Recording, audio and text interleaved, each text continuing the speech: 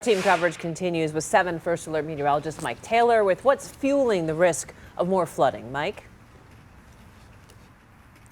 Is a spring-like setup and pattern that we have, at least in the upper levels of the atmosphere. And ironically, the flooding issues, we deal with gutter systems on our houses, and they're designed to handle one thing, and that's runoff. And ironically, that's going to be the problem right now. We have a winter-type ground soil here as far as the temperatures at night. With those long winter nights, temperatures go near the freezing mark. It's not going to help out with that runoff by absorbing the moisture, and that's going to cause some problems here. So here's a look at the atmospheric setup. It's a large stream of moisture that's going to be moving north.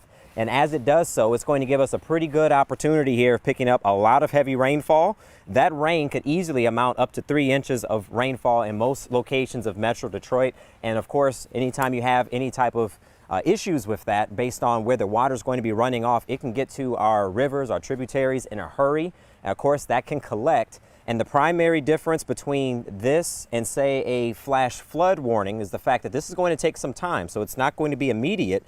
And when you look south here, you'll see rainfall totals of about 1.5 to 1.7 inches just south of Michigan. But here closer to home, by the end of this event, we could pick up a widespread 3 inches of rainfall. So therefore, later, we're going to be dealing with some problems here as far as the water starting to accumulate as it runs off to those rivers. Those rivers will begin to rise, and that's going to give us the issue more than likely with the flooding, and that's what puts a lot of the basements at risk of not only picking up some of that groundwater that's not being absorbed, but also the concern that comes after that, which Dave was addressing, the temperatures beginning to drop, which could lead to some ice. So we'll continue to follow this and give you the latest, but for now, we'll send it back to you in the studio.